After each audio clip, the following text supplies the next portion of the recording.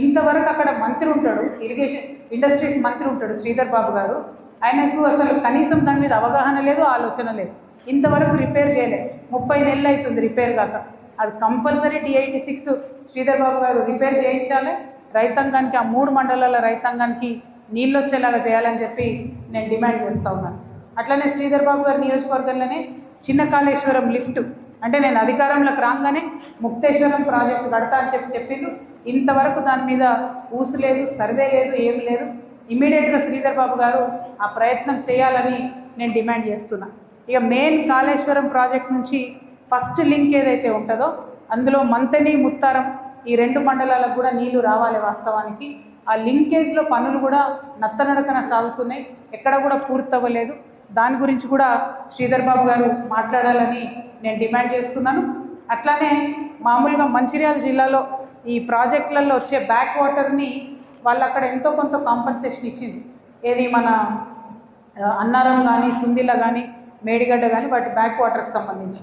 కానీ ఈ భూపాలపల్లి, జయశంకర్ జిల్లాలో, పెద్దపల్లి జిల్లాలో, అంటే ప్రధానంగా మంత్రి గారి నియోజకవర్గమే, అక్కడ కాళేశ్వరం మేడిగడ్డ బ్యాక్ వాటర్ ఏదైతే ఉందో అందులో ముంపుకు గురైనటువంటి రైతులకు ఇంతవరకు కూడా కాంపన్సేషన్ ఇవ్వలేదు. కాబట్టి కంపల్సరీ ఆ కాంపన్సేషన్ కూడా ఇవ్వాలని చెప్పి నేను కోరుతూ ఉన్నాను. ఇక ఇంకా ఒక 2 విషయాలు ఉన్నాయి. ప్రత్యేకించి రామగుండంలో మేము పర్యటన చేసినాం, పెద్దపల్లి జిల్లా రామగుండంలో.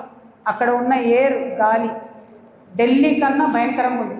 ఏం చెప్తారంటే, ఒక రోజు మొత్తం మనం పోయి రామగుండంలో ఉంటే వరుస పెట్టి 10 సిగరెట్లు తాగితే ఎంత ఆరోగ్యం పాడవుతుందో అంత భయంకరమైన పరిస్థితి ఉందని రిపోర్ట్స్ చెప్తున్నాయి.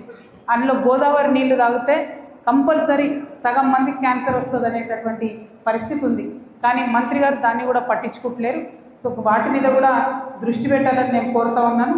అట్లనే సుల్తానాబాద్లో ఉన్న రైస్ మిల్స్తో కూడా అనేకమైనటువంటి సమస్యలు వస్తూ ఉన్నాయి. వాటి మీద కూడా, వాటి కాలుష్యం మీద కూడా దృష్టి పెట్టాలి. మరి మేము ఇవాళ ప్రధానంగా చేపట్టినటువంటి బొగ్గుబాయిలో ముఖ్య భూమిక పోషించినటువంటి HMS నాయకుడు రియాజ్ అహ్మద్ అన్న బొగ్గుబాయి గురించి బ్రీఫ్గా చెప్తారు. తర్వాత అన్న బోడ జనార్దన గారు, మాజీ మంత్రి వర్యులు, వారు కూడా ఈ ప్రాంతం బిడ్డనే కాబట్టి మాతో పాటు ఈ యాత్రలో ఉన్నారు కాబట్టి వారు బ్రీఫ్ చేస్తారు. ఫైనల్ కంక్లూజన్ రిమార్క్స్ మళ్ళీ నేను చెప్పడం జరుగుతుంది. Thank you. జై తెలంగాణ.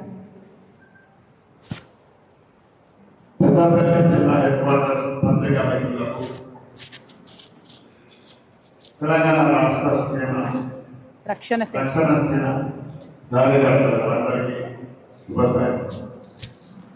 మన అందరి దృష్టి పెద్దపల్లి జిల్లాలో రాష్ట్రాల్లో తెలంగాణలో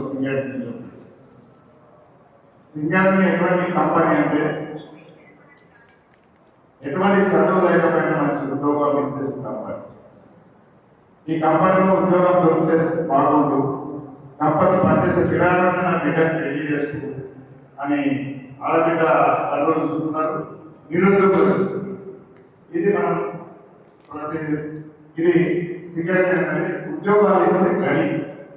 ఈ గనిని బంగారు బాధను పోసుకొని పెట్టేటప్పుడు, బంగారు గుడ్డు పెట్టే బాధను పోసుకొని పెట్టేటప్పుడు అట్లా ఈ శ్రీధర్ బాబు గారు, వివేక్ గారు, ఇక్కడ మన పెద్దపల్లి పార్లమెంట్ ముగ్గురు మంత్రులు ఏమి లేదనుకున్నారు. ఆ మంత్రులు మనకి ఏమి చేయడం లేదు, ఉద్యోగం పెంచడం లేదు, ఒక్కరికి ఉద్యోగం ఇప్పించలేదు. ఉన్న వాయువు బంద్ పెట్టి ప్రైవేట్ కాంట్రాక్టర్ల కొమ్ము కాస్తున్నారు. కష్టం కార్మికులది.